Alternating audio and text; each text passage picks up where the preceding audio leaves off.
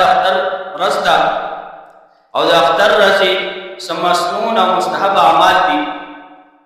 نور خو هغه دي لکه جمعې لپاره چې دي، لکه غسل کول، دغه شانې نوي کپړې اچول، نوي صفا کپړې چې کوم اسانۍ سره وي هغه اچول، دغه شانې خوشبو لګول، او یو د اختر لمونځ نه مخکې صدقې فطر ورکول، او یو د نبي علیه السلام سنت وړوکي اختر کې دا و چې اختر لمونځ نه پهله به یې خوږ شیشې وخوړ.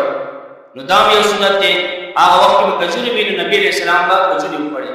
دغه شانې یو مستحب دا دی چې د اختر لمونځ لپاره وخت نه لاړ شي او وخت نه ځان عیدګاه ته ورسوي، او دغه شانې اختر لمونځ ته تلو کې تکبیرات تشریق هغه ځان سره په آهسته आवाज کې وایي الله اکبر الله اکبر لا اله الا الله الله اکبر الله اکبر ولله الحمد. دغه شانې یو سنت هغه دا دی چې عیدګاه طرف ته پیاده تلل، او دغه شانې یو لارې ته تلل او بل لارې باندې واپس راتلل. نو دا د اختر هغه مستحب او مسنون اعمال دي چې په دې باندې عمل شي. دغه شانې یو دوه مسلې دي. یو مسله دا ده چې د اختر کوم کسان چې سهار د چاش او د اشراق دغه شانې نوافل اهتمام کوي، نو هغو لپاره دا مسله ده چې د اختر ورځ باندې سهار لمونځ نه بعد او د اختر لمونځ نه پهله په دې منځ کې چې دی نو نفل ادا کول هغه جایز دی، چاهے یا په کور کې وي یا په عیدګاه کې وي.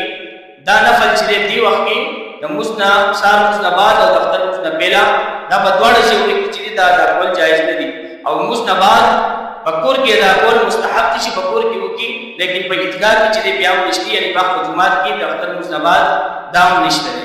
یو بله مسله دغه ده چې اختر پر ورځ اکثر خلک په دې کال کې چې کوم مړي شوي وي نو هغه کورونو ته بیا ځي، او دغه شانې هغه کورونو والا هم په اهتمام سره ناست وي، 3 ورځو پورې هغه دعا ته ناست وي.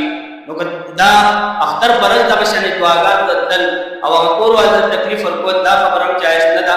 پکار ده چې اختر ورځ ده د خوشحالۍ ورځ ده، دې باندې ټول له پکار ده چې هغه خوشحالي الله پاک چې کوم حکم دی په دې ورځ باندې خوشحالي چې دی نو هغه وکړي. دغه شانې داسې قسم رسمونو رواجونه هغه ځان ساتل پکار دي.